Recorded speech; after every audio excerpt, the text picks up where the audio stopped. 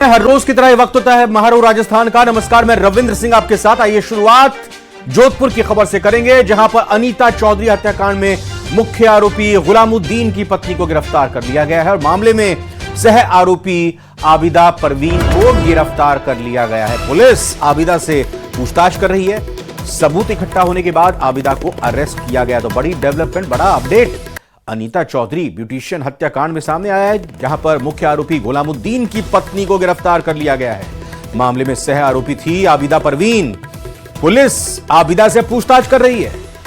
सबूत इकट्ठा होने के बाद, वाकई जाहिर तौर पर सबूत इकट्ठा होने के बाद ही ये अरेस्टिंग की गई है पुलिस की तरफ से। तो जोधपुर के अनीता चौधरी हत्याकांड मामले में पुलिस ने अहम कामयाबी हासिल की है। बड़ा कदम उठाते हुए मुख्य आरोपी गुलामुद्दीन की पत्नी, जो कि सह आरोपी है, उसे गिरफ्तार किया है।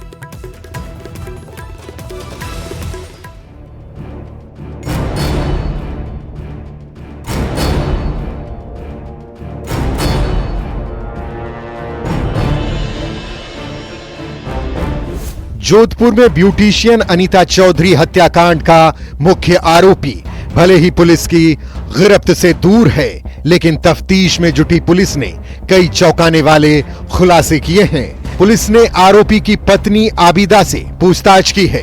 पुलिस के मुताबिक आबिदा को पूरी साजिश का पता था। पूछताछ में उसने बताया कि अनीता को शरबत में दवाई पिलाई थी।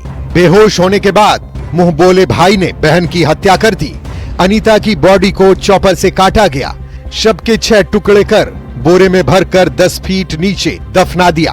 28 अक्टूबर को आबिदा लौटी तो पति गुलामुद्दीन शव पर मिट्टी डालते नजर आया था।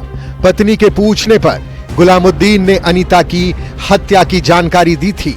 गुलामुद्दीन ने वारदात को अंजाम देने के पहले ही जेसीबी से गड्ढा करा लिया था, जिसके बाद गुलाम ने आबिदा को पीहर भेज दिया। वापस आई तो बताया कि अनीता को घर के पीछे गाड़ दिया है।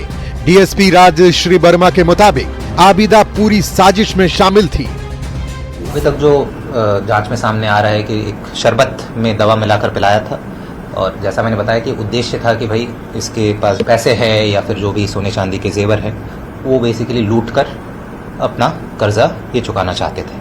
बट उस पूरी प्रक्रिया में इस महिला की मौत हो जाती है और उसके बाद फिर ये जो आरोपी है वो इस तरीके का कार्य करता है।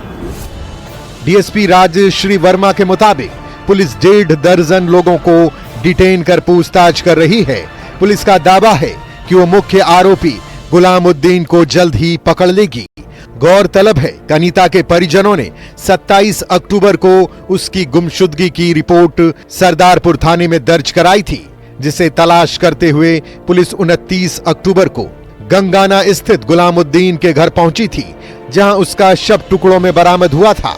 पुलिस के मुताबिक गुलामुद्दीन को जुए की लत थी, जिसके चलते उस पर बहुत ज्यादा कर्ज हो गया था। गुलामुद्दीन और इसकी बीवी ने एक सोची समझी प्लानिंग के तहत इस प्रकरण को अंजाम दिया है। अभी तक जो बात सामने आई है, डीएसपी ने बताया कि कई लोग गुलामुद्दीन से रुपए मांगते थे। उसने अपनी पत्नी को बताया था कि अनीता के पास सोना चांदी और नकदी है, वह उसे प्राप्त कर अपना कर्ज उतारना चाहता है, इसलिए ही उसने अनीता को बुलाया था। उसके बुलावे पर ही अनीता बिना किसी दबाव के अपनी मर्जी से गुलामुद्दीन के यहाँ गई थी। ये महिला जो है ये मेन को अक्यूज्ड बनती है। प्लानिंग में भी और फिर एविडेंस को छिपाने में भी, एविडेंस को डिस्ट्रॉय करने में भी इसके विरुद्ध धारा लगेगी। इसको हम जल्दी अभी गिरफ्तारी इसके दिखाएंगे। साक्ष्य इकट्ठा हो गए इसके विरुद्ध। इसके अलावा जो मेन आरोपी है उसके लिए भी हमारी टीम पिछले 1 दिन से लगी हुई है और काफ़ी महत्वपूर्ण साक्ष्य मिले हैं कि वो किस दिशा में गया है, किस तरफ भागा है, और हमारा पूरा प्रयास है कि जल्द से जल्द उसे भी हम गिरफ्तार करके इस पूरे प्रकरण को हम खोल दें। बहरहाल पुलिस मुख्य आरोपी की तलाश में जगह जगह दबिश दे रही है।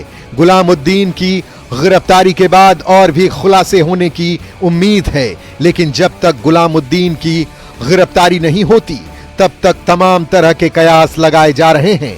खबर तो ये भी आ रही है कि गुलामुद्दीन को पुलिस ने राउंड अप कर लिया है।